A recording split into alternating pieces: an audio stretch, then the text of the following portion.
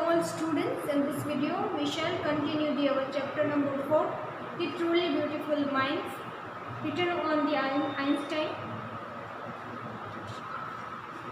So let's continue the story.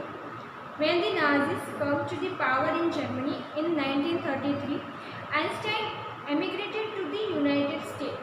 अब जब Germany में नाजिस मीन्स हिटलर का जब राज शुरू हुआ था, तब वहाँ पे जो जूइज लोग थे, तो आइंस्टाइन भी वहाँ से एमिग्रेट कर जाते हैं. Emigrate means the leave the your own country and the stay the another country for the permanent. तो किसी भी और कंट्री में आप परमानेंट रहने चले जाते हो अपनी कंट्री को छोड़ के, तो उसे एमिग्रेट कहते हैं.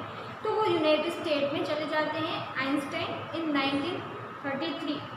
5 years later, the discovery of the unclear fission in the Berlin had American physicians in an uproar. Uproar means क्या होगा? A very upset. Many of them had the flu from a fascism. अब यहाँ पे fascism का मतलब क्या होगा? Just as the Einstein had and the now they were afraid the Nazi would fly and they used the atomic bomb. तो जब वो यूनाइटेड स्टेट में गए थे आइंस्टाइन, तो वहाँ पे जो नाजीज थे या जर्मनी में, उन्होंने क्या किया था? एटॉमिक बॉम्ब बना लिया था.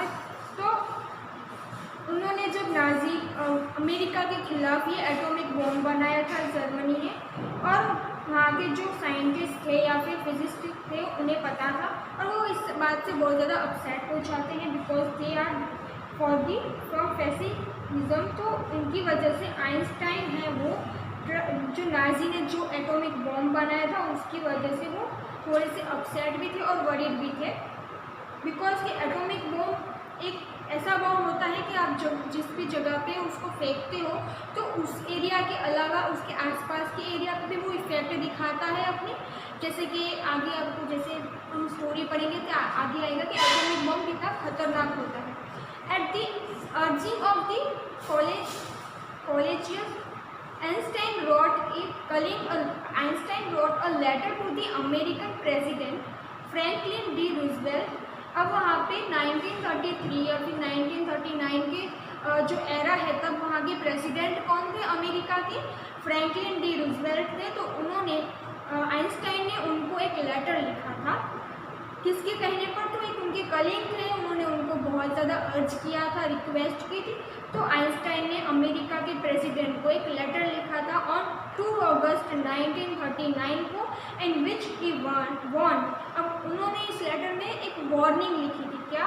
अ single bomb of this type means के atomic bomb exploded in the port might very well destroy the whole port of together with some of the surrounding territory. Means के ये जो बॉम्ब बनाया है Germany ने, वो ना कि सिर्फ एक पार्ट को पर उसके आसपास के सारे पार्ट्स को डैमेज कर देगा, डिस्ट्रॉय कर देगा. तो उन्होंने ये वार्निंग लिखी थी लेटर में 2 अगस्त को 1939 को रूजवेल्ट, जो अमेरिका के प्रेसिडेंट थे. His word did not fail to have an effect. पर रूजवेल्ट है या फिर कोई भी और है जो लेटर पे इतना ध्यान नहीं देता है.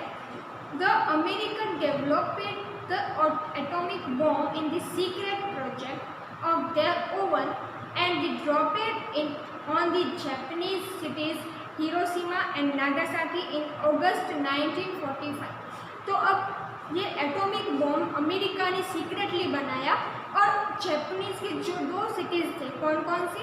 हिरोशिमा और नागासाकी पे, ये दोनों पे अगस्त 1945 को एटॉमिक बॉम्ब फेंका गया था.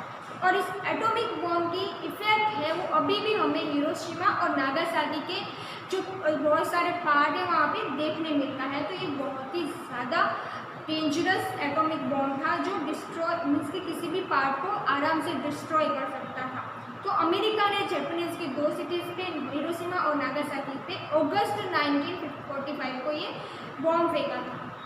Einstein was deeply shaken by the extent of the destruction. अब आइंस्टाइन जब अमेरिका ये कदम उठाता है तब आइंस्टाइन थोड़े से ज़्यादा अंदर से ही मीन्स के शेक हो जाते हैं, उन्हें थोड़ा अपसेट फील होता है बिकॉज कि ये इन्होंने जो किया था उस वजह से नागासाकी और हिरोशिमा की सारे जो पार्ट्स थे वो डैमेज हो चुके थे, डिस्ट्रॉय हो चुके थे। This time he wrote a public missive. Missive means क्या होगा? A letter specially long and official. तो उन्होंने ऑफिशियल लेटर तैयार किया। In this time he wrote the public missive to the United Nation. अब जब वर्ल्ड वॉर 2 चल रहा था तो वहाँ पे यूनाइटेड नेशंस की जो संघ बनाया गया था, एक ऑर्गेनाइजेशन बनाया गया था यूनाइटेड नेशन का, जिसमें बहुत सारी कंट्रीज एज अ पार्टिसिपेट थी और उन्होंने पूरे वर्ल्ड में पीस लाने के लिए ये यूनाइटेड नेशन बनाया था। In this proposition the formation of the world government unlike the letter to Roosevelt। अब उन्होंने ये गवर्नमेंट को लेटर भेजा, ना कि रूजवेल्ट को। This one made no impact, but over the next decade, Einstein got ever more involved in the politics agitation for an end of the arm holdingdom and the using his popularity to camping for a peace and democracy।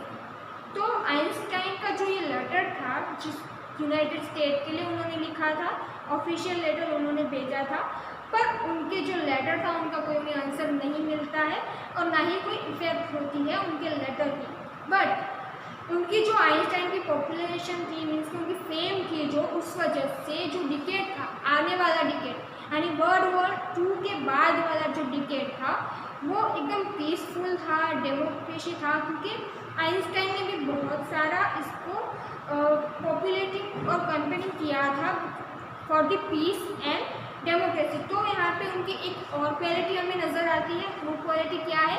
Humanity, जो पूरे world के लिए थी उन्हें, कि पूरे world में क्या होना चाहिए? पीस होनी चाहिए, डेमोक्रेसी होनी चाहिए, ना कि वर्ल्ड वॉर या फिर ऐसा जो डिस्ट्रॉय करता है वर्ल्ड को और उस वर्ल्ड की ब्यूटी को, ऐसा कुछ होना चाहिए। तो उनके जो यहाँ पे कैरेक्टर के जो क्वालिटीज़ हैं वो यहाँ पे दिखाई गई है। When Einstein died in 1955, तो Einstein died in 1955, the age of 76, he was celebrated as the visionary। अब यहाँ पे विजनरी का मतलब क्या होगा? the visionary a person who can think about the future in an original and intelligent way। उन्हें visionary बताया गया था आइंस्टाइन को, जो फ्यूचर देख सकते थे अपने माइंड इंटेलिजेंस के कारण, और उन्होंने जो फ्यूचर देखा था कहीं ना कहीं वो सच भी हुआ कि world citizen as much as scientific genius. तो उन्हें क्या क्या बना है? तो वर्ल्ड सिटीजन उन्हें इसीलिए कहा गया है क्योंकि उनमें क्वालिटीज़ हैं ह्यूमैनिटी की। उन्होंने पूरी कोशिश की थी पीस लाने के लिए, डेमोक्रेसी लाने के लिए। और दूसरी है साइंटिफिक जीनियस। तो वो साइंटिफिक जीनियस तो थे ही क्योंकि वो he has a brilliant mind. तो उनके पास जो था ब्रिलियंट माइंड था, इस वजह से उन्होंने बहुत सारे फार्मूलाज दिए हैं, साइंस में एक नया रिवोल्यूशन लाया है। इस वजह से आइंस्टाइन है ना कि सिर्फ साइंस के फील्ड में but all over the world he is the famous for his democracy, citizenship और उनके जो अटैम्प्ट थे वर्ल्ड वॉर 2 के अकॉर्डिंग, उसके लिए भी वो फेमस है। तो यहाँ पे हमारा चैप्टर है, chapter number 4, a truly beautiful minds, it come to the end. इसमें जो आइंस्टाइन की सारी क्वालिटीज़, उनके जो लाइफ के मेन पॉइंट हमें यहाँ पे दिखाए गए हैं।